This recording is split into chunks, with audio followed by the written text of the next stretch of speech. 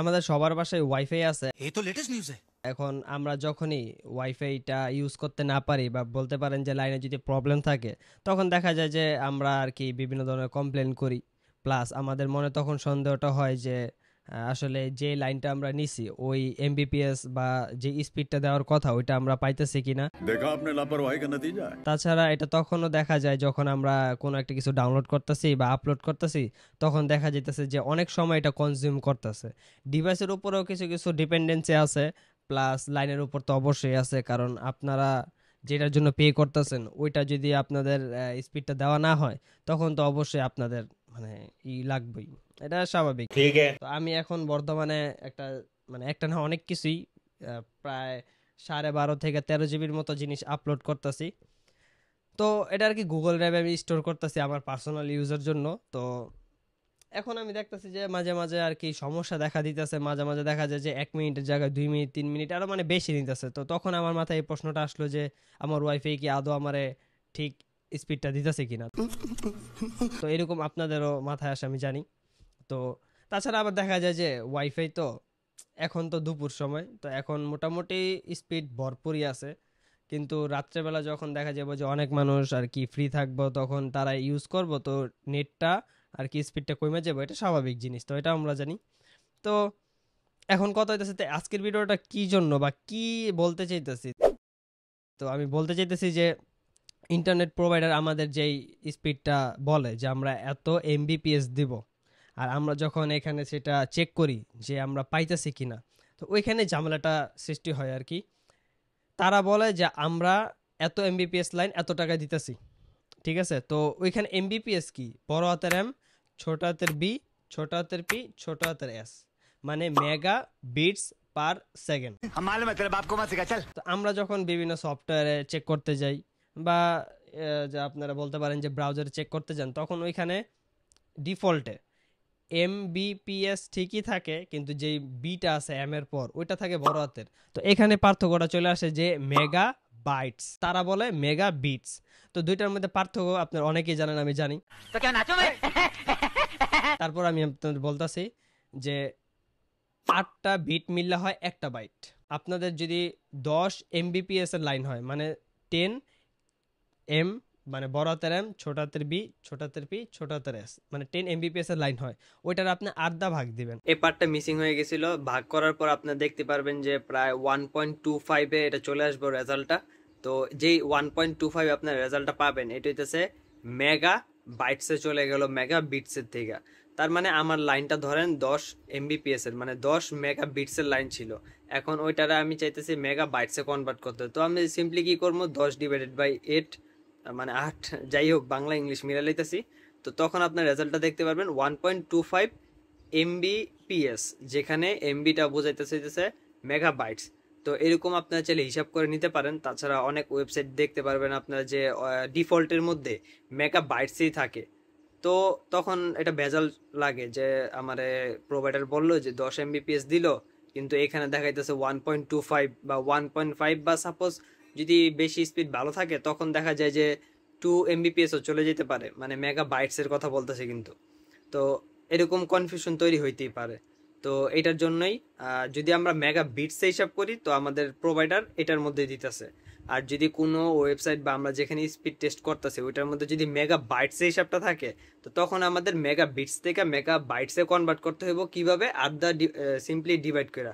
আর যখন আমরা বাইটস থেকে বিটসে যাবো তখন আপনারা সিম্পলি জানেন 8 দিয়ে গুণ করতে হইব। তো এইগুলো হইতেছে সিম্পল ম্যাথমেটিক্স, তো এটা হইতেছে পার্থক্য। তো আমি মনে হয় আপনাদের বুঝাতে পারছি বা বুঝাতে পারিনি, যাই হোক। এখন আমি আপনাদের নিয়ে যাবো আমার ল্যাপটপের স্ক্রিনের মধ্যে, তাহলে চলুন যাওয়া যাক। আপলোড দিয়ে রাখছি প্রায় 250টা ফাইল। তো এখানের মধ্যে আমার 150টা ফাইল অলরেডি আপলোড হয়ে গেছে, তো আরো 31 মিনিট লাগবে। আর টোটাল ফাইল সাইজটা হইতেছে আমার প্রায় 13 জিবির মতো, মানে 13.5 জিবি এরকম। তো এটা হইতে থাকুক, আমি এই হওয়ার প্যারালালি আমি চেক করতেছি। তো এখানে আমি সার্চ করি ইন্টারনেট স্পিড, যেটা আমি অলরেডি একবার ট্রাই করছি। এটা করলে অত ভালো মতো বোঝা যায় না, তো আমি ওকলাদাই করি, ওকলা মোকলা যাই হোক। তো ফাইন্ডিং সার্ভার, চেঞ্জ সার্ভার, আচ্ছা থাকুক, আমার এত কিছু দরকার নেই, আমি জাস্ট গোতে ট্যাপ করে দিলাম। তো আমি এ প্রথমবার আর কি ল্যাপটপে টেস্ট করতেছি। আমি অন্যান্য সময় মোবাইল দিয়ে টেস্ট করে দেখাইছি আপনাদের, যদি আপনার ইন্টারনেট স্পিডের ভিডিওগুলো দেখে থাকেন। তো তো প্যারালালি কিন্তু আমার আপলোড হইতেছে, যদি আমি এখানে দেখাই আপলোডও রানিং আছে। তো এই সময় আমি আর কি এখন টেস্ট করতেছি। তো আমার লাইনটা হইতেছে 10 এমবিপিএস এর।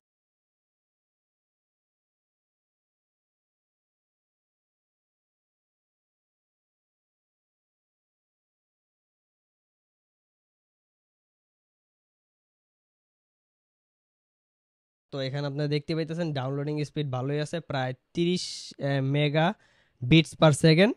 আর আপলোডিং এরটা এখনো মেজার হইতেছে, তো মেজার হয়ে পাইছে প্রায় 30.5 মেগা বিটস।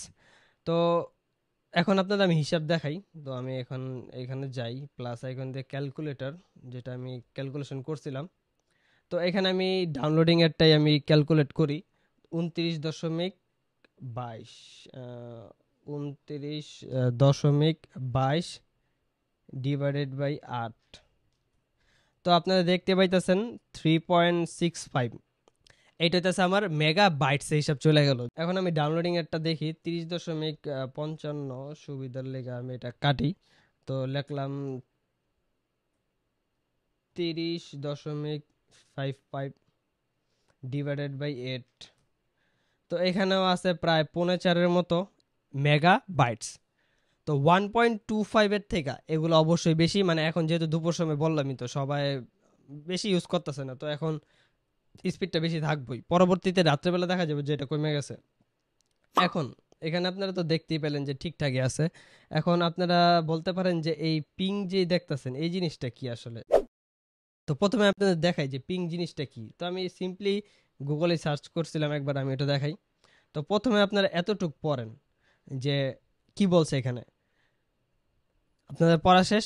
এখন আমি আপনাদের বোঝানোর চেষ্টা করি। তো পিং হইতেছে এরকম একটা জিনিস যে সাপোজ আমি একটা কিছু ডাউনলোড করতে চাইতেছি, বা ডাউনলোড না, এত কমপ্লেক্সে না যাই, সাপোজ আমি একটা ওয়েবসাইট ভিজিট করতে চাইতেছি বা আমার ইউটিউব চ্যানেলটাই। এখন যখন আমি ইউটিউব চ্যানেলের লিঙ্কের মধ্যে ক্লিক করলাম, ওই ক্লিক করার সাথে সাথে আমার একটা রিকোয়েস্ট চলে যাব সার্ভারের কাছে, ইউটিউবের সার্ভারে বা গুগলের সার্ভারে জানি বলেন। ওইখান থেকে দেখবো যে আমি কি চাইতেছি। আমি চাইতেছি যে আমার ইউটিউব চ্যানেলটা আমি অ্যাক্সেস করতে বা শো করাইতে বা সামনে আনতে যাই বলেন। তো তখন ওইখান থেকে দেখা যাব যে রিকোয়েস্টটা অ্যাকসেপ্ট হইব এবং ওইখান থেকে একটা ফিডব্যাক পাঠাইব। ওই ফিডব্যাকটাই আর কি পাঠাইব যখন, তখনই আমরা ওই জিনিসটা দেখতে পারবো যেটা আমরা দেখতে চাইতেছি। তো এটাই হইতেছে আর কি রিকোয়েস্ট সেন্ড এবং যে ব্যাক করলো এটার মধ্যবর্তী, মানে সেন্ড করতে এবং ব্যাক করতে টোটাল যে টাইমটা লাগছে ওইটা হইতেছে পিং। তো এটা যদি আমি এভাবে না বোঝা, যদি আরেকটু ভালোভাবে বোঝানোর চেষ্টা করি, সাপোজ আমার কিছু জিনিসপত্র কিনতে হইবে। এখন আমি গেলাম বাজারে, লিস্ট দিলাম, সে আমার প্যাক করে দিয়ে দিল, আমি আবার বাসা চলে আসলাম। তো এখানে যে বাজারে গেলাম, লিস্ট দিলাম, আবার সে আমার লিস্টগুলো প্যাক করে ব্যাক করে দিল, আমি বাসা চলে আসলাম। তো এই পুরা টোটাল যে সময়টা, এটা ইন্টারনেট সার্ভারের মধ্যেই আমরা বলি এটা পিং। তো পিং যত কম থাকবো তত আর কি আপনারা ফাস্টার এক্সপিরিয়েন্স পাবেন। আর এখানে আপনারা দেখতে পাইছেন হয়তো, আমি আশা করি যে এখানে এমএস লেখা ছিল, ওই যে এখানে পিং এর সাথেই এমএস, মানে এটা কিসে হিসাব করা হইতেছে, মিলি সেকেন্ডে। এমএস মানে হইতেছে মিলি সেকেন্ড। তো আমি আশা করতেছি যে আপনারা হয়তো বুঝে গেছেন যে কি সমস্যা বা কি কনফিউশন তৈরি হয় ইন্টারনেট প্রোভাইডার হ্যান ত্যান ভুগিচুগি নিয়ে। তো এটাই ছিল আজকের ভিডিও। তো আপনারা আমাকে কমেন্ট করে জানাবেন যে ভিডিওটা আপনারা কেমন লাগছে আর কি কি করতে হবে আপনারা সবাই জানেন। আমি আর কিছু বলতে চাই না। পরবর্তী কোনো একটা ভিডিওতে আপনার সাথে আবারও দেখা হবে। এটাই ছিল আজকের ভিডিও। ধন্যবাদ।